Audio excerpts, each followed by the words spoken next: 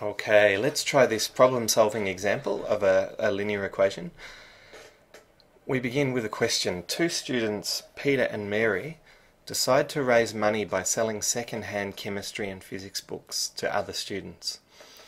They sold a total of 27 books for $100. If the chemistry books were sold for $3 each and the physics books were sold for $4 each, how many of each book did they sell?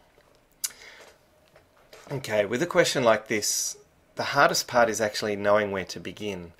And to begin, you should always begin by defining. Okay, so let's make a definition to begin this question. Okay, so what's the definition going to be? Well, we always tend to use x, so let's do that. But what do we want to let x be in this question? Let x be, let's make it the number of chemistry books.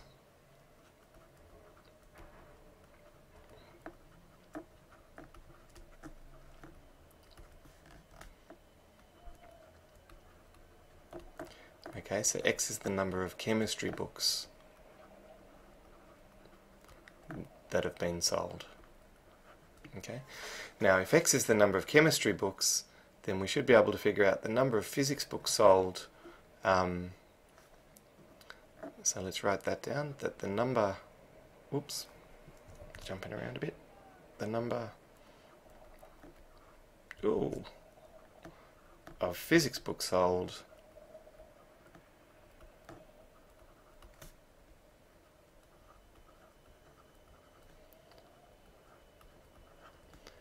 is 27 minus x. Okay, so if the total number of books is 27 and there are x chemistry books sold, then there's going to be 27 minus x physics books sold.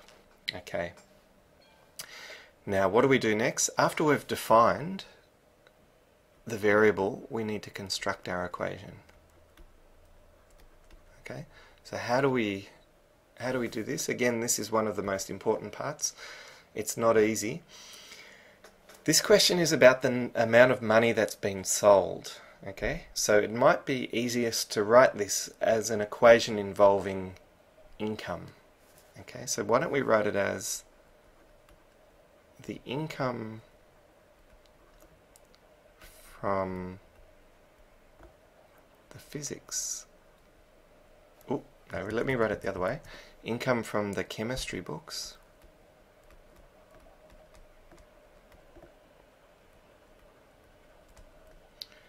plus the income from the physics books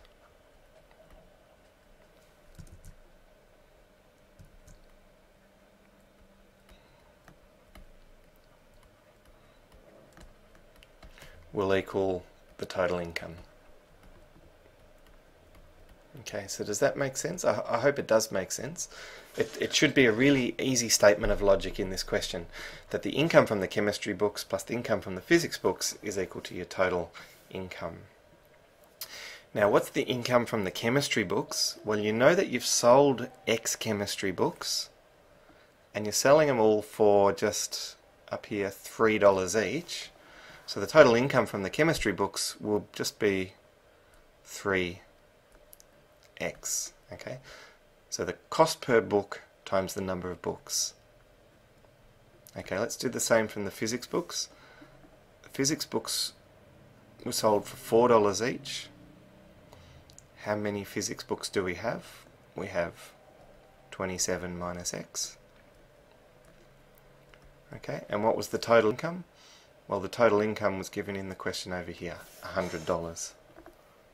Okay, and lo and behold, we have an equation now. We've constructed an equation that has x in it, a linear equation, and so now we just need to solve that linear equation. Okay, so what's the easiest way of doing this? Well, the 3x, we'll leave it there for a second. Let's expand the bracket. 4 times 27 will be 108. 4 times 20 is 80. 4 times 7 is 28. 80 plus 28 is 108. Now 4 times minus x is minus 4x is equal to 100. Okay, now how do we go about solving this? Well, let's collect like terms. 3x minus 4x is minus x. And now let's move the 108 across to the other side by subtracting 108 from both sides. So we get minus x is minus 8. In other words, x is equal to 8. So that is 8 physics books. 8, what am I talking about? Chemistry books.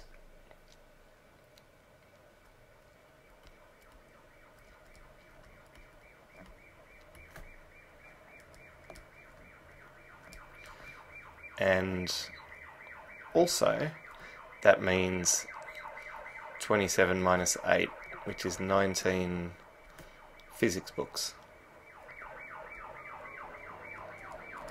Okay, so you can see that this question wasn't too hard to solve, and we've pretty much solved it now.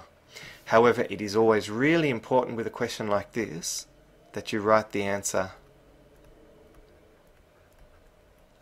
in a final sentence. Okay, so you should actually write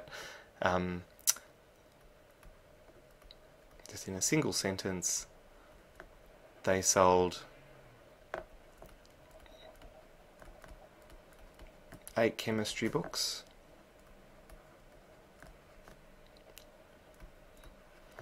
and 19, ooh, silly pen, 19 physics books.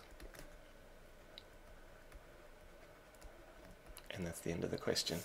Now, is it important to do all of these steps? Yes, it is. Whenever you're doing questions like this, when you're trying to solve equations from word-based problems like this, it's actually extremely important to follow these steps of, oh, let me write that properly, to follow these steps of defining the variable, constructing the equation, solving the equation, and answering the question.